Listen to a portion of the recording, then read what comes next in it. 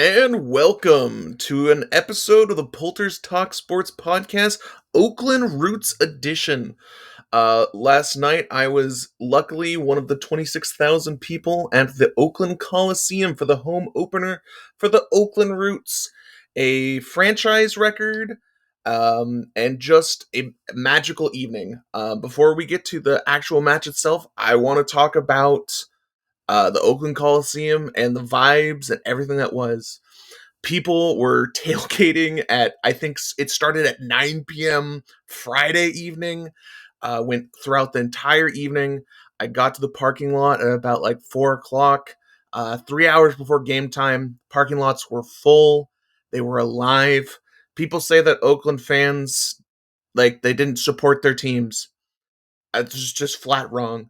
Oakland truly cares about their teams.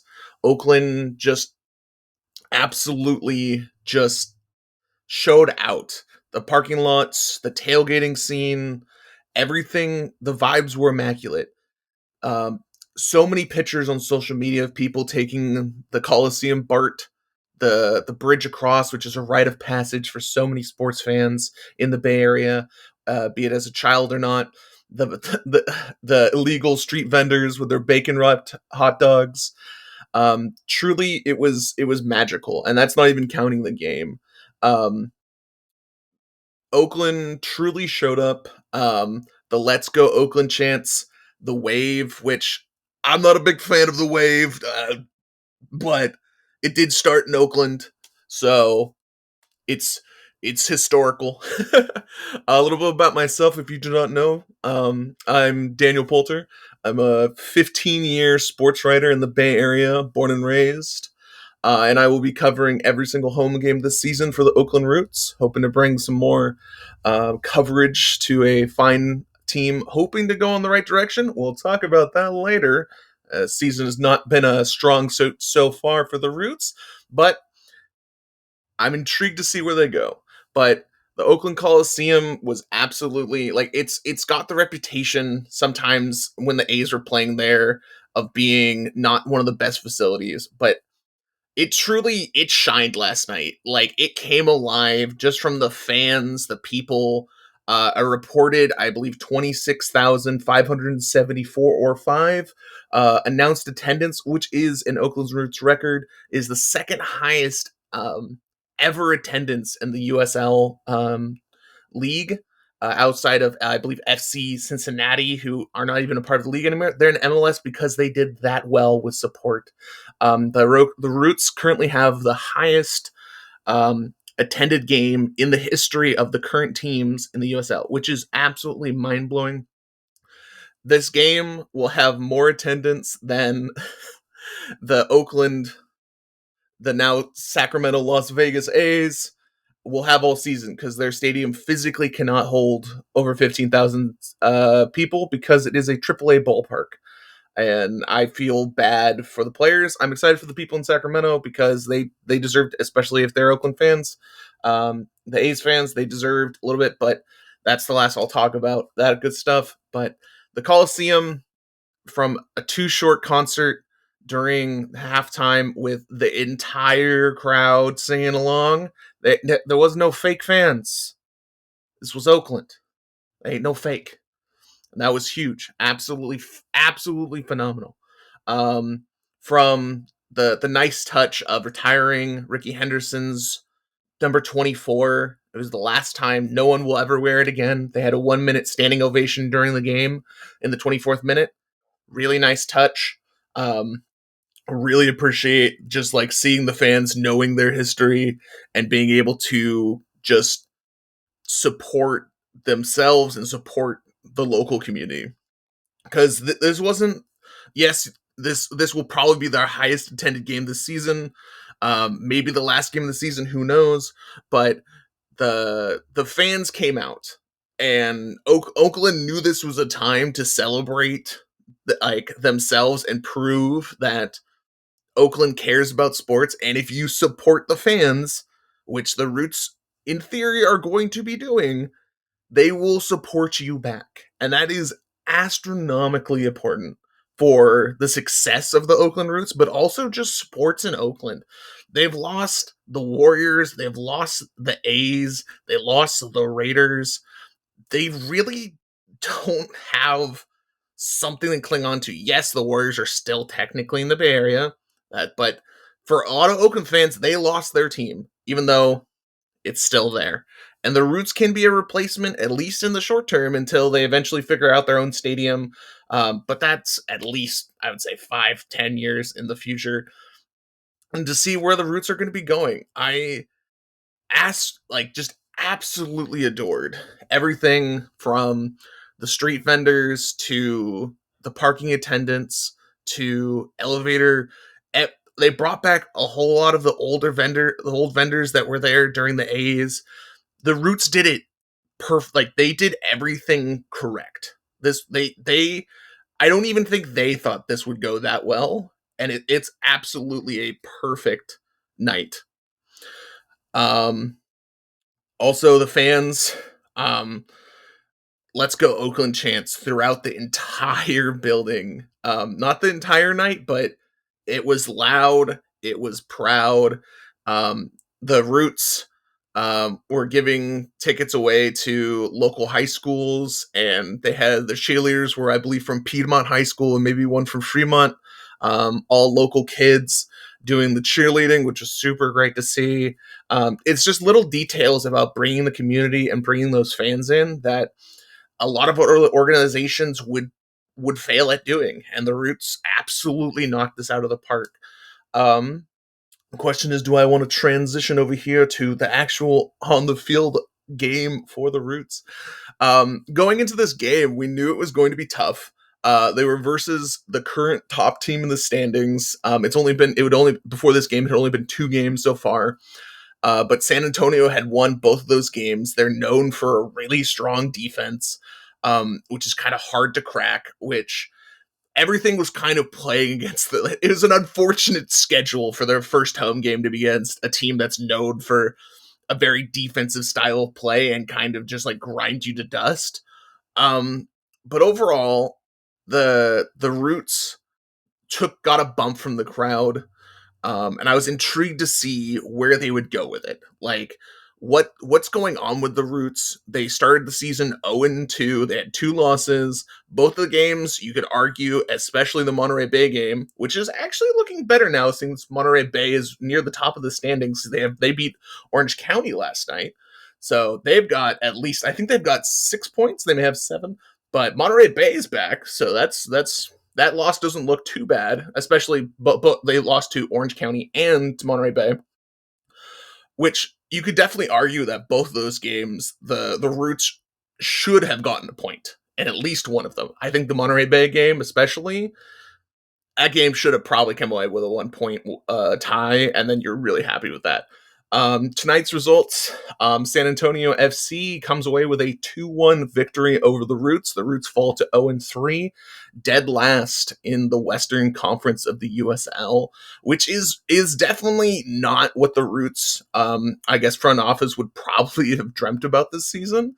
But they've said in interviews and a couple other things they're still trying to gel, and which is sometimes a lot of coach speak. But in this case, I slightly think it's correct.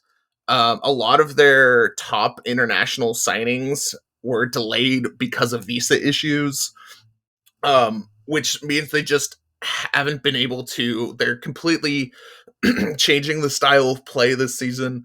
They sent out a lot of players, which a lot of reading between so many lines was they're kind of glad they're gone, even though they were talented players, but just like the vibes were really bad last season.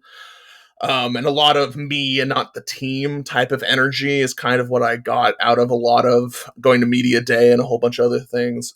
So they're bringing in a whole new style, which we'll see if it works. It hasn't worked so far, and I have a lot of thoughts, especially about the midfield. Which has been a little suspect so far. They're still trying to find where people go, especially international Mexican striker Jurgen Damm is a very, very talented player. but he usually always is on the right wing, and he hasn't really played right wing so far. So I'm intrigued to see what they do with him. He's known for being very, very fast, and that's about it. Which he has displayed a little bit, but once you hit over, I think he's 32 now, especially for speed guys. Once you start to lose it, you kind of lose it. And he played, I believe, in the Mexican League last year after playing for, um, I believe it was Atlanta United FC. I believe so. And he was injured basically the whole time in the MLS for them, which they weren't very like thrilled with that. But overall, the biggest thing for me is they gave up a goal in the 5th minute, which was just a straight looked like a communication error, where the defender thought the goalkeeper was going to get it. The goalkeeper thought the defender was going to get it because it was like a blocked like vision shot. Miscommunication, which is really tough, especially for the local kid, Kendall McIntosh, who they brought in this season to be the goalkeeper. And the Roots have given up 9 goals in 3 games, which just is not going to cut it. I don't think it's all McIntosh's fault, actually. I think the defense in front of him has been aggressively suspect so far. Um, they they seem to be playing players that either out of position or slightly they're trying to gel on the fly, which is going to result in some goals where you wish you got them back. Especially that first goal, it happened in the 4th/5th minute, and it was just a classic counterattack into bing bang boom, hit right there, visual, keeper can't see it, and miscommunication, super easy goal for San Antonio FC. And that one really just can't happen. That goal set the tone a little bit early. Luckily for the Roots, um, Justin Rasmussen comes in with after a corner kick, flies in from the box right in front of the Roots supporter section. He steps backwards, throws a absolutely beautiful bicycle kick, puts it past the goal. The first goal ever for the Roots inside the Oakland Coliseum. Of course, had to be absolutely spectacular. Can't complain about that at all. Absolutely beautiful. Maybe the best goal you'll see this season for the Roots. Hopefully, we'll see. But absolutely beautiful. 26,000 people going absolutely insane. Like the press box, like shook a little bit after that goal. Like it was really, really nice. But after that, the San Antonio FC is known for their defense. They are especially really, really good at offside traps, which force the Roots to what they want to do, which is a whole bunch of speed overruns. But for most of the first half and a little bit of the second half, they just never had any connecting midfield. The Roots midfield this season has been outplayed aggressively. Which a lot of it may be coming to figuring out who's going to actually be playing those positions. The Roots really want to do a lot of speed. They want to do a lot of passing overruns, and they really want to take the ball down the middle of the field. But that's kind of just turned into, hey, when we get it in the midfield, we turn around and we're just going to pass it to the back and then try and do our attack forward. But if you can't do the attack forward correctly or efficiently, it just kind of turns into yeet the ball down the field and pray, which has gotten you an 0-3 record, understandably. It was a little better in the second half. Coach Close Glinton after the game actually was really happy kind of with their second half. After I believe it was in the 68th minute, once again, counterattack turns into 3 quick passes and then a little chip over, and that was eventually the winning goal for San Antonio FC, which especially if the Roots are going to be playing this really aggressive overrunning style with a lot of midfield and winger support, and sometimes your right and left back are a part of that, you lead yourself open to just absolutely monster counterattacks. And so far this season, that has been just astronomically the weakness of this team. And also a little bit, they still haven't figured out, like, I really like Camden Riley as a person and as a player. He has a lot of talent.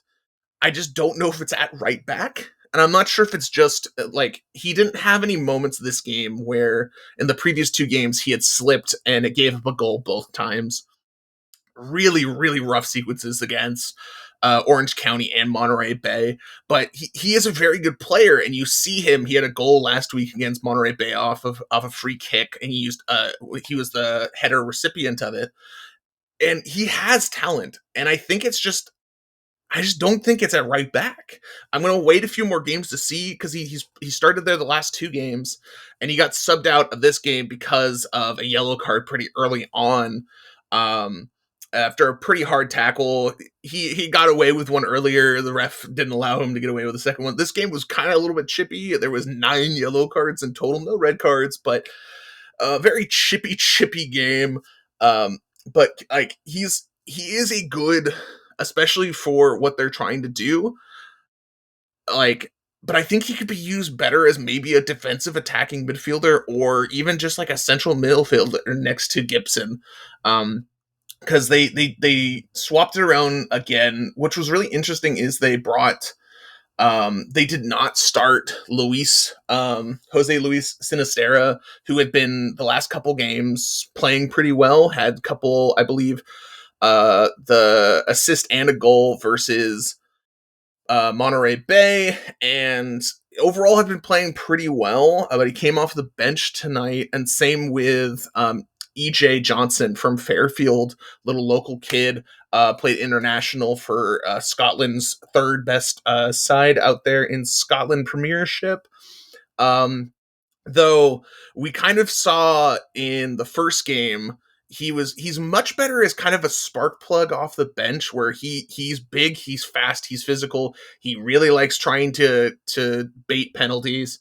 That he maybe in a full game he kind of struggles not with stamina but like the usefulness where if you put him against tired legs his speed is even better, which there's a decent chance that's the kind of strategy they're going. They brought Jurgen Dahm off the bench and started Peter Wilson, which I absolutely loved Peter Wilson in the first half. One of their new signings, kind of a midfielder. They have him as a forward, but they kind of moved him around a bit.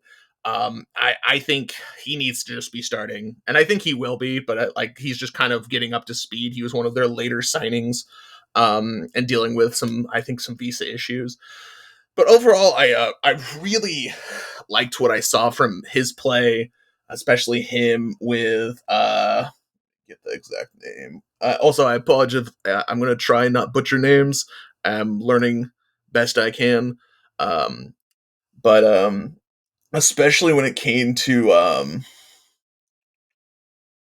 Panos or Menakakis. I definitely know I butchered that one.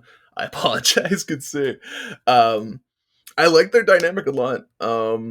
Where a lot of those crisp passes are going to be what they need. If this team is just going to be just chuck it down the field and run on the ball, I don't know how far they're going to go. I still think being more physical and using speed, which is what the coaching staff has stressed to us is what they want to be doing. I think it can win at this level. I don't think that overall the play is exactly where they want it, but I'm not in panic mode yet. Even though they're at the bottom of the table, the playoffs is ridiculously generous. I think it's 8 out of the 12 teams in each conference make the playoffs. So like they're one win away from being back in playoff contention, and we have another quadrillion games to play this season. It's week 3. I ain't gonna panic. This is okay. It's not okay, but it's okay. You get what I mean? I think a good example also is the team who won last year. I think it was Colorado Springs. They went like 1-5 to start the season. You don't want to replicate that. I think the Roots would be very upset if they're 1-5 after 6 games. But it can happen. Like you can just get hot at the end of the season. I think this year is going to be a lot about changing the culture, changing the philosophy, and pushing this team towards maybe next year. They still, this being the first season in the Oakland Coliseum, you still don't want to lay an egg and don't make the playoffs. Like, can you imagine a home playoff game at the Coliseum? It would be insane. Like, absolute madhouse. Like, especially when the A's had playoff games there, it rivals every other fan base and city when it comes to absolute insanity. And I don't think that's out of the realm of possibility. Give me a couple more weeks and then I may be like, we're gonna pump the brakes on that. But they do have talented players.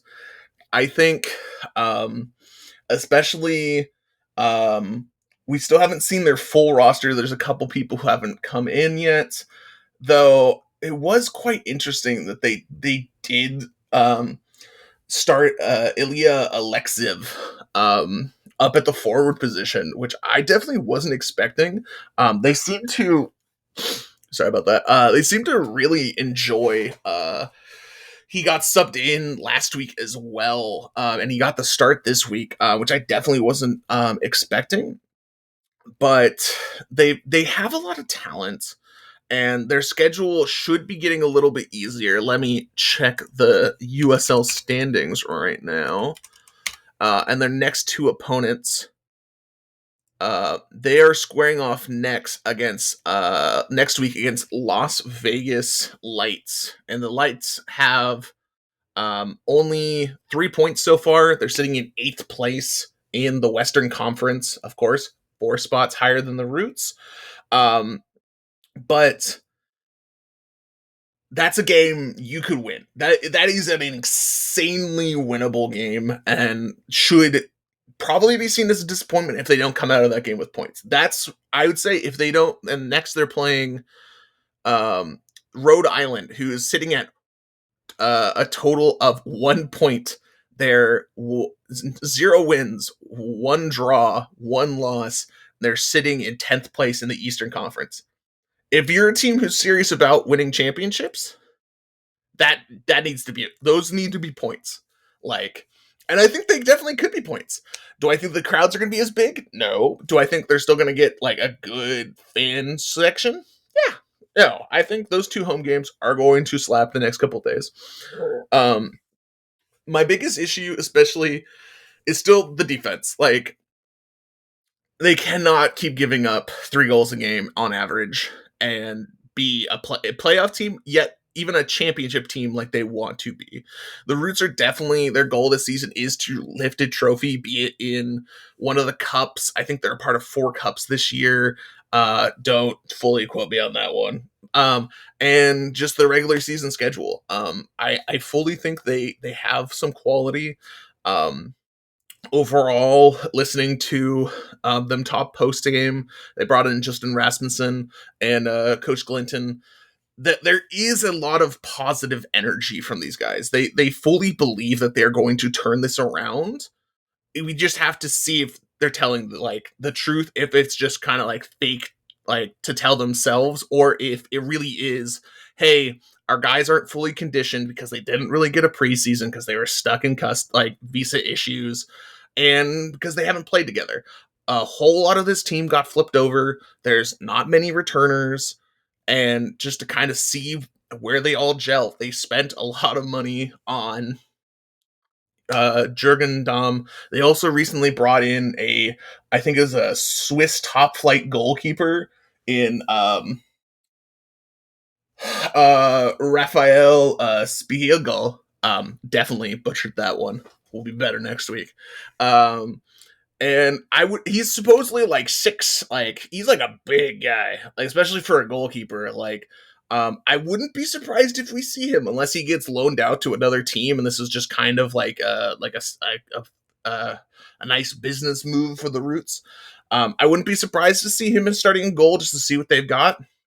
But I also don't think it was all McIntosh's fault. There's like a lot of these are just like, hey, either a really good shot or your defense in front of you let you go. And as a former goalkeeper myself in high school, playing for a team that was very well ranked in California, sometimes if your defense is faulty, it's the goal's gonna go in. Like, you can't beat the brick wall, and if you are a brick wall like that, you're not playing in the USL. You're playing in a big foreign league, and you're a multi-millionaire monster of a goalkeeper.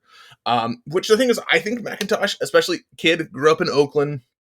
This was a big homecoming for him. They've kind of suspected that he was going to be on the team eventually, just because it's the Oakland team and he's from Oakland, and he represents just everything that Oakland should be. He's an amazing person, and I still think he should have the starting job because I think they need to fix the defense before you can think about swapping him. But I wouldn't be surprised at the end of the year if they do fix the defense and there's still issues that they're going to have to make a change. I don't think they're going to do it yet, but overall, I'm excited to kind of see his development. Not that he's super young right now, but just what he can bring to the back line. Let me see if there's anything else I can think of from last night. Oh, Too Short, still got it. Halftime show with Too Short. Whole crowd going absolutely just bonkers for Too Short, and understandably so. He even in his elder age, he he can get a room going. He can absolutely, like, it's stereotypical to be like, well, blow the whistle did well, blow the whistle went hard, dude. Like, that was like, I love Oakland so much when it just goes absolutely crazy. Um, but I think the Oakland Coliseum is truly a historic building, and it's alive again. Um, and I just love seeing Oakland supporting its own and proving national media, like, not media, but just national stereotypes about Oakland wrong. They care about their city and they love their city. And I'll see you next week after the Las Vegas Lights game, also at the Coliseum. See you, everyone.